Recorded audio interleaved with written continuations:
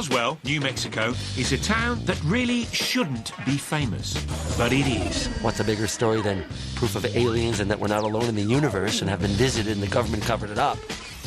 Most of us know it as that nutty place where, they say, a UFO crashed. Beings have come here from elsewhere. But what sounds crazy might not be that crazy. I suspect that somewhere somebody knows the truth. Whether aliens exist or not, one thing is for certain. People love this stuff. Star Trek, Star Wars. Go to the movie theater. UFO believers feel that this is the biggest story of all time. And they may just be right.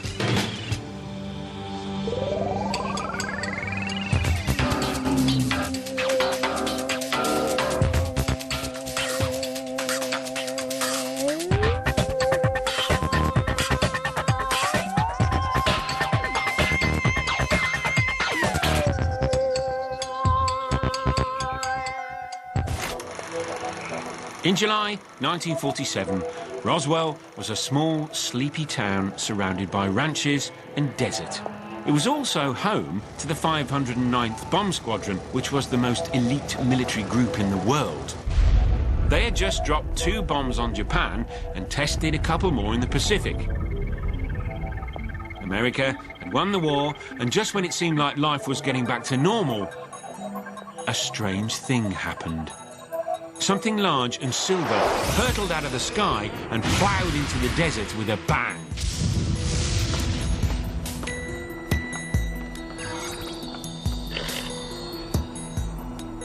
A local rancher found the pieces of a, well, whatever it was, and reported it to the local airbase.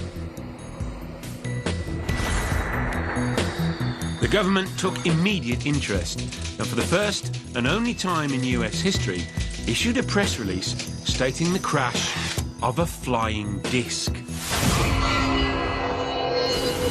Naturally, news this big made headlines across the country. Headline edition, July 8, 1947, that a flying disc has been found. The biggest who's it, what's it story of the year, flying saucers. But one day later, the initial press release was retracted, and a new one issued with a more down-to-earth explanation.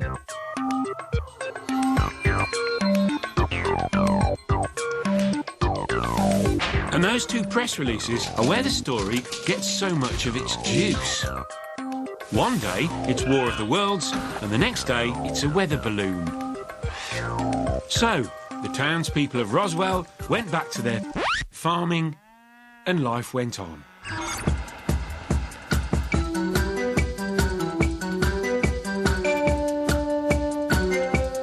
But of course, that was not the end of the story, and some people could not leave it alone.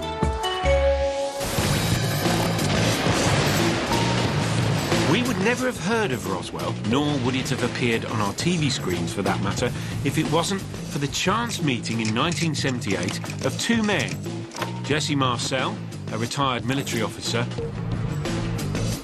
and Stanton Friedman. By day, a mild-mannered physicist, but by night, the world's most famous ufologist. I'm convinced after 30 years of investigation that the government recovered a crashed flying saucer and alien bodies here in New Mexico. It's one of the biggest stories of the millennium. Hold on, that's quite a statement. We're going to need a little more information. Let's just back up for a second. In 1947, Jesse Marcel was the intelligence officer at the Roosevelt Air Base. And when news of the flying disc hit town, it was Marcel's job to investigate. Before he died, he told Friedman his story. The seed was planted, and the Roswell conspiracy was born. I first talked to Jesse in '78. This is before any books were out. It was before there was a big public noise of any kind. The people in ufology didn't know about Roswell. It was de nouveau. I mean, it was there, but nobody knew about it. I found one piece of metal, what looked like metal anyway, It was not flexible, but it was as thin as a foil in a pack of cigarettes. I tried to make a dent in this metal. He says, you can't bend it. You can't make a mark on it. He says, I took a sledgehammer and whammed it. I put it on the ground and whammed it. The sledgehammer bounced off of it. It was definitely not a weather balloon. And it was an aircraft. So what it could have been, I wouldn't know. There was no reason for anybody to lie under those circumstances. Forgetting about the fact, if you're suggesting the intelligence officer for the most elite military group in the world is going to make up a crazy story like this, it doesn't make any sense. Friedman was hooked, and he started digging around Roswell to see if anyone else had a story to tell. Many of the witnesses he first talked to have since died. Luckily, these interviews were recorded long before the hype. I don't know what it was. It was something like balsa wood, but it wouldn't burn, and I couldn't cut it with my knife. There's a little piece of material, and you could crumple it up, let it out, and it would come out flat. And you could not crease it. So, Roswell was turning out to be rather interesting. Something strange had happened. The question is what and why Roswell? It seems that aliens can't resist the combination of nuclear weapons, giant rockets, and radar. Something strange happened in Roswell, that much we do know. We also know that none of us would ever have heard of it if Stanton Friedman hadn't met Jesse Marcel. Marcel told Friedman about a crashed saucer in Roswell. Friedman started developing a theory. At the end of World War II, there were 3 signs to any visiting smart alien that soon these idiot Earthlings, this primitive society whose major activity was obviously tribal warfare, would be bothering them. The 3 signs were nuclear weapons, V-2 rockets, and powerful radar. Isn't it amazing that the only place on the entire planet in July 1947 where you could study all 3 of these technologies was southeastern New Mexico? Somewhere along the way, Friedman developed the ability to know what aliens are thinking. But if there was a flying saucer at Roswell, it didn't land, it crashed. For all we know, it could have been on its way to, say, Mercury. Wherever it was headed, it didn't quite make it, so we are left with a mystery. There's only one person still alive who claims to have actually had his hands on a piece of the crashed saucer.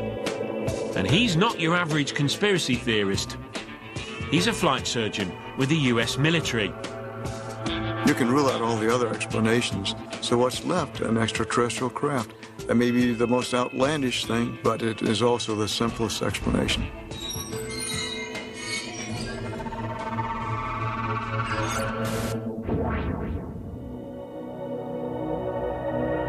Luckily for us, before returning to Hangar 84 with pieces of the crashed disc, Jesse Marcel stopped at home to show his wife and his son, Jesse Marcel Jr. That July night in Roswell, the one I'll never forget because of the uniqueness of it, marked a dividing point in my life before the event and after the event. I was sound asleep. It was, 1 or 2 o'clock in the morning. And my dad came into the bedroom and he woke me up. He says, "Come here, Jesse, I got something I want you to see." He was very excited, and my dad wasn't given to excitement, so this is kind of unusual for him. So I knew that, well, whatever it was must be pretty important. He went over, got my mother, and got her up. And he had pre-positioned some debris on the floor of the kitchen. Then he said, "This is flying saucer material." Then there were some looked like I-beam fragments. And on the inner surface, there was, I thought, hieroglyphic writing. And I said, "What is this?" Marcel and his father had this piece of the debris recreated from memory so that they could show the world what they saw that night. On the inner surface of this little beam, you have the symbols. And the one that I recall as being most accurate is one on the end, because I could tie it in with familiar objects such as a seal balancing a ball on its nose. The meaning of these symbols escapes my feeble mind there. Maybe it says do not flush in zero gravity or something like that. And we looked at this for 10 or 15 minutes, and he's telling you, remember this as something that you will remember the rest of your life. And by golly, here we are almost 60 years later, it's still there.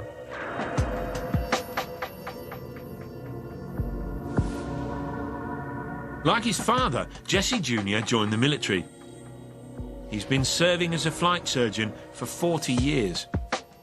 With only 2 weeks leave this year, he has chosen to come to Roswell and retrace his father's steps. It was here, to Hangar 84, that his father brought the debris. And the way Jesse tells it, that debris was quickly switched by the military to throw reporters off the scent.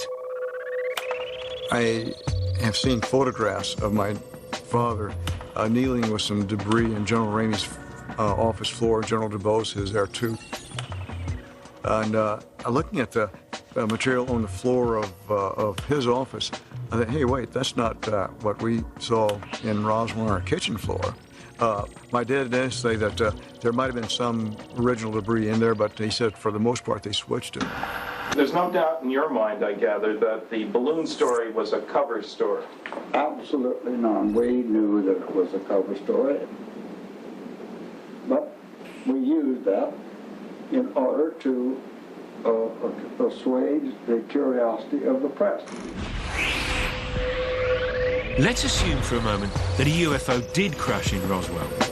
Why would the government want to cover it up? It's 2 years after World War II. Global tensions are high and the Cold War is heating up. It might not have been the best time to admit you don't have control over your own skies. It would have been very surprising if they hadn't covered up. What are you going to say? Aliens are visiting? We don't know what they want, where they're from, or how they operate? We thought you'd like to know? Hold on a minute. The question now begging is, why did the government tell us it was a flying disc in the first place? There are two possibilities. One, someone low on the command chain got excited and made a simple mistake. But military protocol dictated that a commander of the 509th had to authorise a press release. So a simple mistake seems unlikely. Two, it was planned disinformation. The theory goes like this. Admit it's a UFO, then offer a more plausible explanation like a weather balloon. Chances are you're a lot more likely to believe it's a weather balloon than an interstellar spaceship. Of course, it's not as easy to do as it sounds. In the first place, there were people in town who did know something. In the second place, putting out a press story that could later be yanked was a wonderful way to do things. People bought the cover-up. By digging around Roswell, Stan had unearthed a real peach of a story. So nice to meet you. Well, same here, Becky. And like bees to honey, ufologists from everywhere came swarming to Roswell. And everyone had an opinion. Dave Thomas is a physicist and mathematician. He's also the president of a group called New Mexicans for Science and Reason. In science, we say that extraordinary claims require extraordinary evidence. And if you want somebody to believe something as extraordinary as aliens traveling across the depths of space and actually coming to Earth, you have to have something better than fuzzy pictures. You're going to need real physical evidence. The best of all would be a drop of alien blood. This would be bigger than Charles Darwin. There's no way that you could quench the scientific enthusiasm for that story. But the reason it hasn't happened is we have not been visited by aliens yet. Maybe we will someday, but it hasn't happened yet. Then how do you explain this? There are those who believe that what came down at Roswell was more than just a disc. Tom Carey and Don Schmidt are seasoned UFO investigators. They have dedicated over 20 years to this story, and they are convinced that they have uncovered the truth. What crashed at Roswell was not of this earth. This has been confirmed to us by scores of witnesses who witnessed the craft and its deceased occupants. Real dead aliens? Now we're talking. There were up to 5, 6, 7 bodies found at 3 locations, we believe. It wasn't until just a few years ago that we found out that Mac Brazel, who found the original wreckage, also found bodies at a site just a few miles from the debris field. And how do they know this? Tom and Don talked to witnesses and their daughters and brothers and grandchildren, all of whom described bizarrely similar things. I think by the very consistency of the eyewitness testimony, we were dealing with something, as one of the retired officers once stated, well, they sure weren't from Texas.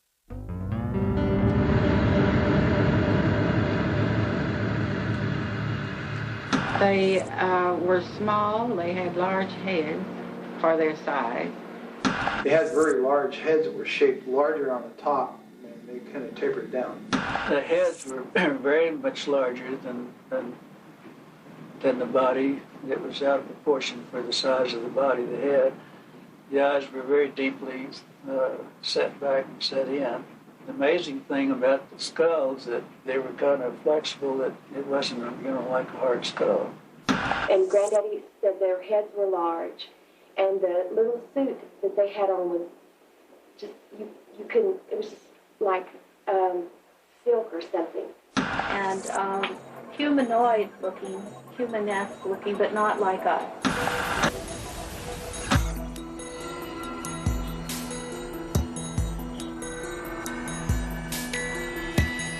You have to admit, that is rather strange. Why exactly would all these separate individuals make up the same story? As unlikely as it might seem to some people, although to me the notion of bodies makes perfectly good sense. There's got to be a crew on the darn craft, because why did it crash? Probably somebody made a mistake. That's crews, beings, thinking individuals.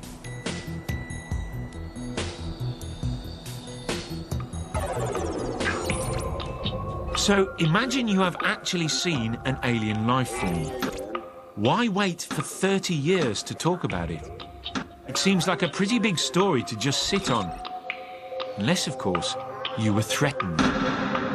He said, you did not see anything, there was no crash here. And I said, hey, look, mister, I said, I'm a civilian and you can't do a damn thing to me. And he said, oh, yes, we can, mister. He said, somebody would be picking your bones out of the sand. The military police came and told George and I that if we ever told anything about this incident, talked about it in any way, that not only we would be killed, but the family. One of the few times I remember my dad being serious was when he came in and he informed my mother that, hey, this didn't happen. Didn't happen at all.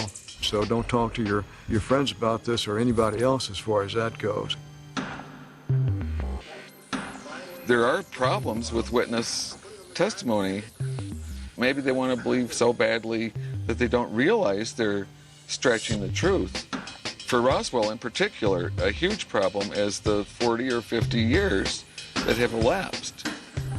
You don't even find it in UFO books from the 60s.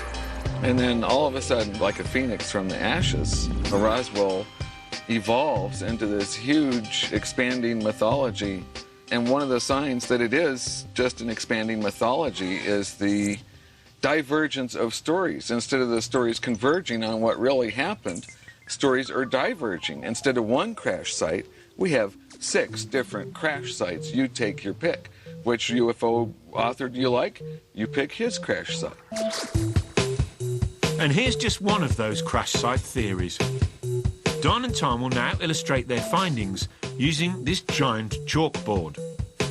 It is our contention that 20 miles southeast of Corona, there was an explosion raining debris down on this particular location. Along the trajectory line of the object, a number of bodies would descend at this site 2 to 2.5 miles to the southeast. That's site number 2. Along the same trajectory line, the remains of a capsule or even escape pod would then continue on 15 to 17 miles before impacting at this site 40 miles northwest of Roswell. We have not yet found this site. We are still searching for this site. As far as I'm concerned, there were 2 crashes. I think some of the people who wanted a share of the glory, if you will, of Roswell to shine down on them have stressed other locations, and those continue to be stressed even long after the data shows that those didn't exist. It's a career builder for many people.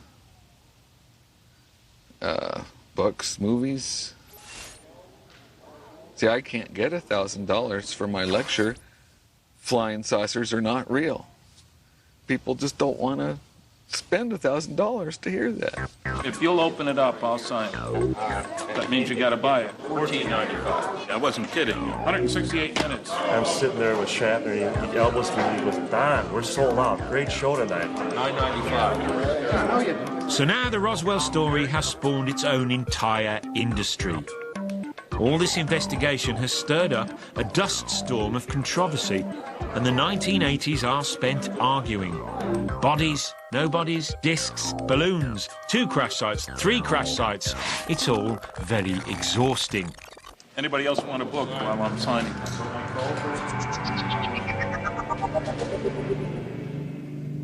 But then something really surprising happened. By the early 1990s, the governor of New Mexico is so overwhelmed with calls that he demands from the Air Force some sort of explanation for Roswell. And guess what? The government actually responded. Fact versus fiction in the New Mexico desert is not exactly light reading. After spending thousands of dollars and employing 30 governmental agencies over 2 years, the Air Force produced a 975-page report claiming that what really crashed at Roswell was a top-secret project called Mogul. What is Mogul? Well, it's a balloon. Something crashed outside the town of Roswell, New Mexico. The US military says it was a weather balloon called Mogul and released the Roswell report. At 900 pages, it seems like an awful lot of effort to prove something so straightforward. Some would say it's rather fishy. Project Mogul is a red herring, frankly. Everything about it is wrong. The characteristics of the material as described by the witnesses out in the field don't match. Mogul, you have foil kind of stuff that any 3-year-old can tear. Balsa wood sticks that any 4-year-old could break. And yet the witnesses say that the I-beam-shaped pieces couldn't be broken, couldn't be burned. Not the same thing. Another thing about Mogul, supposedly super secret, extraordinarily secret.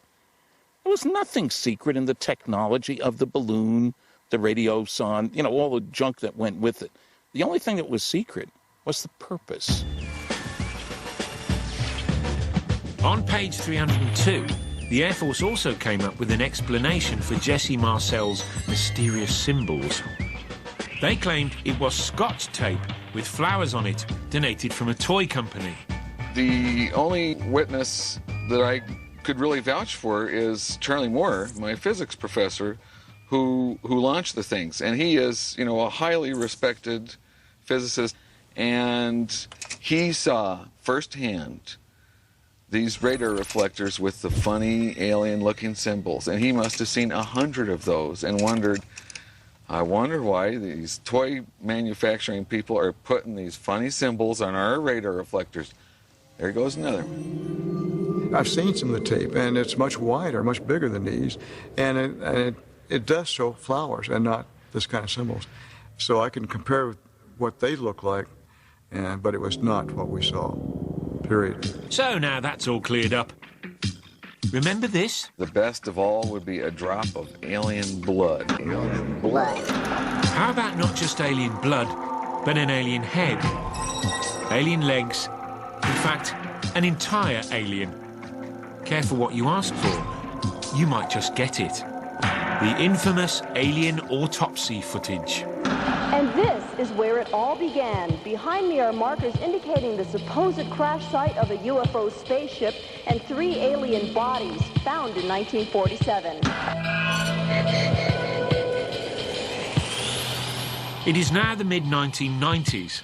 The Roswell story had escalated and the Air Force report had stoked the fires of conspiracy. There's so much buzz about Roswell that America had gone alien crazy. The X-Files, Outer Limits and Star Trek were the top TV shows. Independence Day and Mars Attacks were in the movie theatres. I didn't know if it was, and some little creature was going to come out and get us, or, you know. People are being abducted. We're being visited by extraterrestrials, and it's time for people to awaken spiritually. Then something else emerged, and with suspiciously perfect timing. It was one of the most controversial pieces of film ever to hit TV screens. It claimed that this is a real alien autopsy and that the critter being cut up was recovered from the crash site at Roswell. An Englishman named Ray Santilli claimed he discovered this allegedly authentic, shocking footage from a military cameraman in Florida. Recognising its shock value, Ray was looking for a buyer. Enter Bob Kiviat, a long-time Los Angeles producer of paranormal programming. When I started communicating with Ray Santilli's offices in England, it was very obvious that Ray had waited and hoped that someone like me with network TV experience with UFOs and aliens would contact him. As far as I was concerned, if he was claiming he had secured footage of the Roswell event, autopsies of the creature, it sounded so too good to be true. More than a little intrigued, Bob Kiviat boarded a plane to England to see if this footage was worth all the hype. Ray Santilli took out a tape, he popped it into a machine, and my mouth dropped open.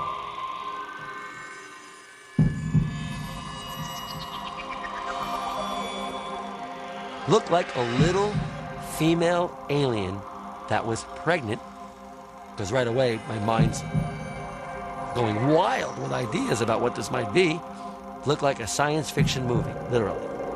Then the scene unfolds, and the rest is history. I watched the entire autopsy of this creature, pretty much, that the public has since come to know as the alien autopsy, and with my mouth hanging open, I'm sure. I can't believe I even said a word. Maybe I said unbelievable. Maybe I said incredible. It looked potentially authentic.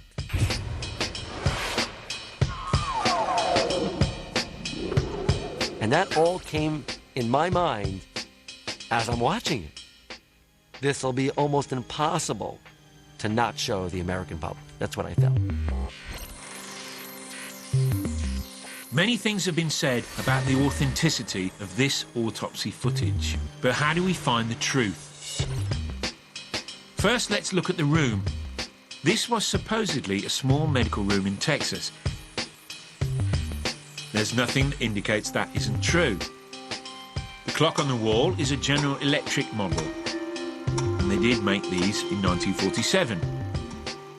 The telephone is a standard issue Bell telephone, also authentic to 1947. The tools? Correct. The table? Correct. So, okay, the room looks right. What about the doctors?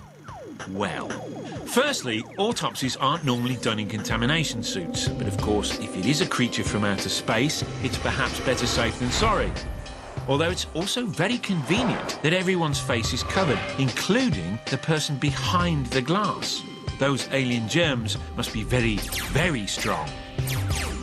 Now let's look at the procedure itself. One of the first things you learn in med school is how to hold a pair of scissors. Always support the blades with your index fingers. You would never hold scissors like a tailor, which is exactly how this alleged pathologist is holding them. The qualities of the skin are strange too. Usually skin retracts from a blade. it doesn't here, reacts more like, let's say, rubber than skin. But there is a bigger question. We on this planet have all evolved from a single-celled organism. And on Earth, we range from looking like this, to this, to this. What is the likelihood that aliens evolved with 2 eyes, 1 nose, a mouth, 4 limbs, not to mention genitalia kept in the same place as ours? This is extraordinary, or so well faked that if it's faked by a master. But what master? Was it Ray Santilli? Was it a crack special effects team? Or the mystery cameraman? We may never know, because when Bob Kiviat bought the footage from Ray, there was one important catch. The cameraman had to remain anonymous. He will never be contacted again. I can't interview him. There's no guarantee I'll ever meet him as part of the documentary for Fox. And the kicker was the motive the cameraman had for selling the footage at all was to pay for his daughter's wedding.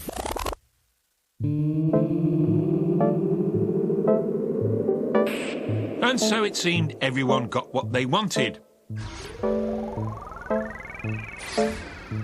Fox aired the show, and 30 million people sat glued to their screens. To date, it has not been proved whether the footage is real, but anyone who previously didn't know anything about Roswell could now join in the argument. Look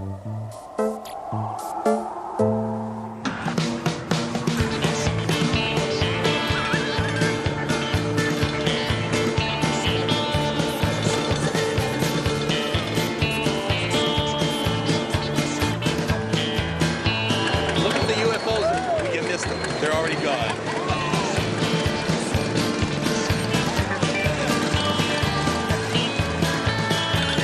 The Roswell legend was growing. The debate around the alien autopsy only added fuel to the fire. America is now obsessed with aliens. With all this talk about little green men, you would think the Air Force wouldn't touch Roswell with a 10-foot pole. They explained it already. It was a mogul balloon. Right? In 1997, the Air Force came out with another 300-page report. This one was called The Roswell Report, Case Closed. Case Closed claimed to explain the sightings of alien bodies by witnesses. Another simple explanation: crash test dummies.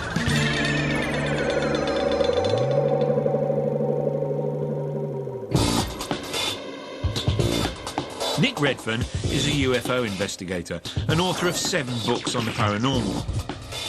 When the crash test dummy theory came out, he immediately formed an opinion. Roswell continues to defy explanation, and I think because of that, the mystery continues. And, you know, people say, well, maybe a UFO crashed, maybe it was a mogul balloon, maybe the crash test dummies. But then, you know, people legitimately ask, well, is it possible it really was all a mistake for a weather balloon? Personally, I don't buy that theory, and I find it very suspicious that the government has come out with these various different theories. Why on earth was the Air Force dropping crash test dummies into the desert? To test things like ejection seats at high altitude. Sounds reasonable.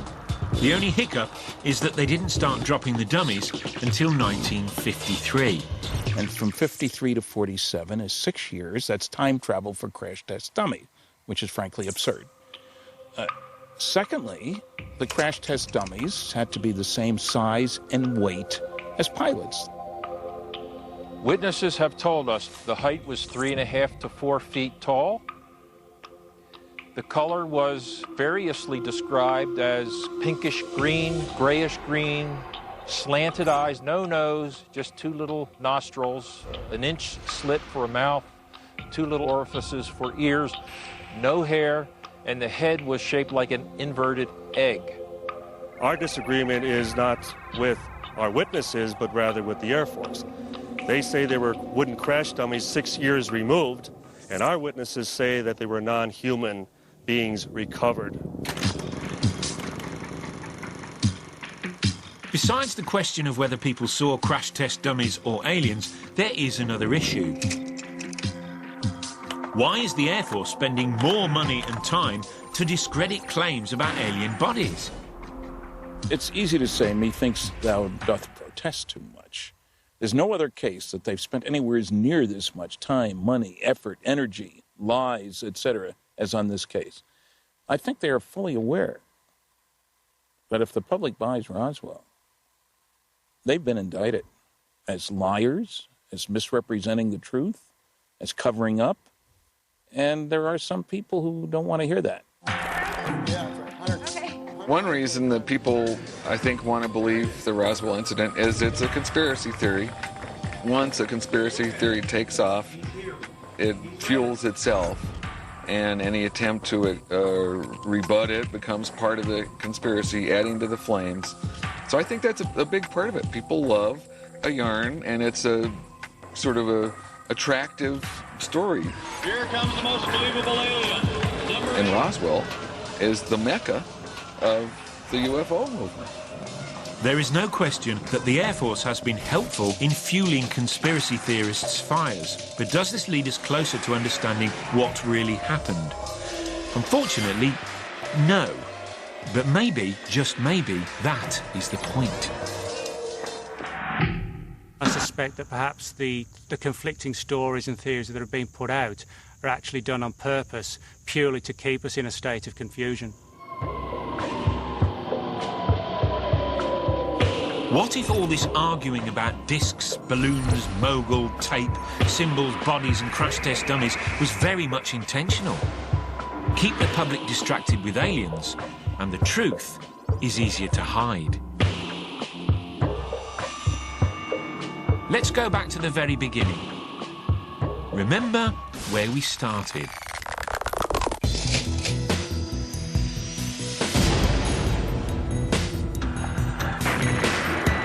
It is 2 years after World War II. The big enemy of the US was not aliens, but Nazis. Maybe the people of Roswell did see a flying disc. What if it wasn't from another planet? What if it was a top-secret aircraft of Nazi design? One of the rumours that's floated around for many, many years is the fact that the Nazis were working to try and develop flying saucer-type vehicles. Now, a lot of these rumours and stories have been just dismissed as hoaxes and friend-of-a-friend tales and legends, and rightly so in many cases. But there is this small core body of evidence to suggest that the Nazis were working to perfect circular-shaped aircraft at this particular time. FBI records talk about interviews they'd conducted with German prisoners of war and German fighter pilots who'd actually seen circular-shaped aircraft test flown at airfields in Nazi Germany during the Second World War. Now, what does this have to do with Roswell?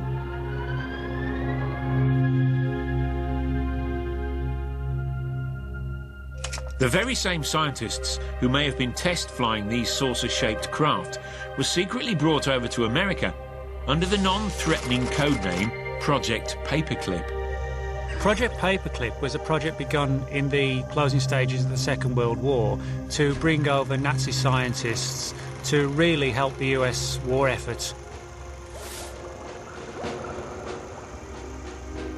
Obviously, at the close of the Second World War, it became clear that the Russians were going to be the next big enemy. And with Nazi Germany defeated, the plan was to grab as many Nazi scientists as possible before the Soviets got their hands on them. And guess where they were brought? Southeastern New Mexico. Was the crash at Roswell really a Nazi flying saucer? What if what crashed at Roswell wasn't a weather balloon, as the US military claims? Or even a UFO, as ufologists claim? What if it was a Nazi spaceship? Project Paperclip was a classified covert program that brought Nazi scientists to the New Mexican desert.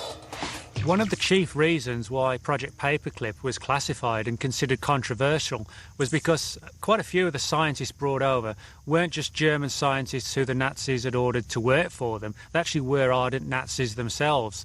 And of course, you know, the idea of employing Nazi Germany's scientific elite at the end of the Second World War was something that, you know, many people would see as not just controversial, but a complete no-go. What if the government has been using the idea of UFOs all along to cover up its own activities? Speaking of which, what about the little green men? Paperclip might be a plausible explanation for the disc, but what about its 4-foot-tall pilots?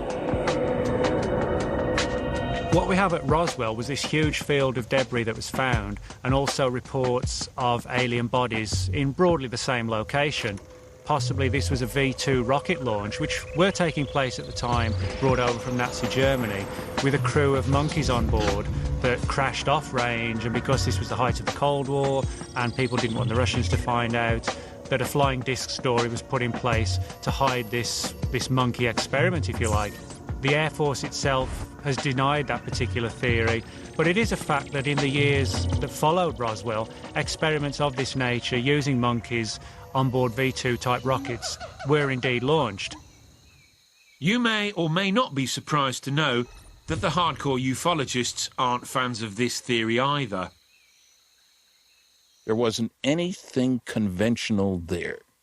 No wire, no vacuum tubes, no rivets, no screws, no bolts, anything like that. If it was German technology, how did they use extraterrestrial components? Let's face it, none of us, not even the ufologists, were there. Since 1947, people have searched for the truth of what happened in Roswell. But will the truth ever come out?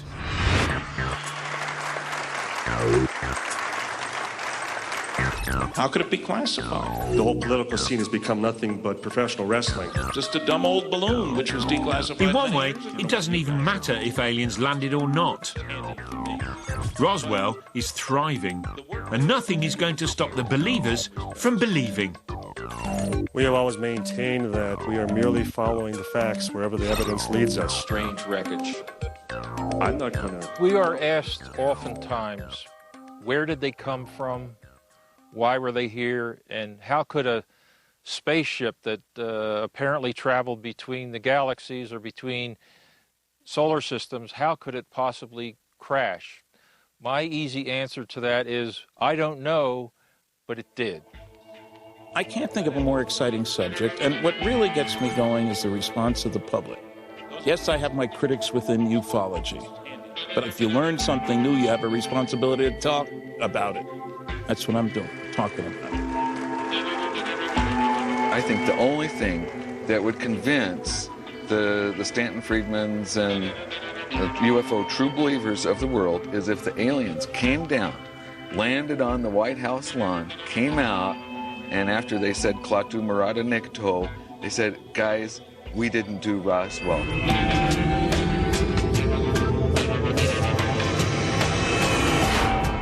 It may well be the case that in some military archive or a vault somewhere we have the definitive proof. And if it surfaces or it doesn't surface, I still believe, you know, an event of profound significance and controversy occurred at Roswell. But if there is a rational explanation, we still have to deal with one big problem, and that is the testimony of the people of Roswell. This was not a downed aircraft. This was not a weather balloon. It was not a mogul balloon. It was not a secret device by the Nazis or the Russians or whoever. This was not one of ours. This came from someplace else. If you believe that the Roswell legend is a load of rubbish, then you also have to believe that all those people were terribly mistaken or lying. Every single one of them. And that's very hard to do. But in the end, it's up to you.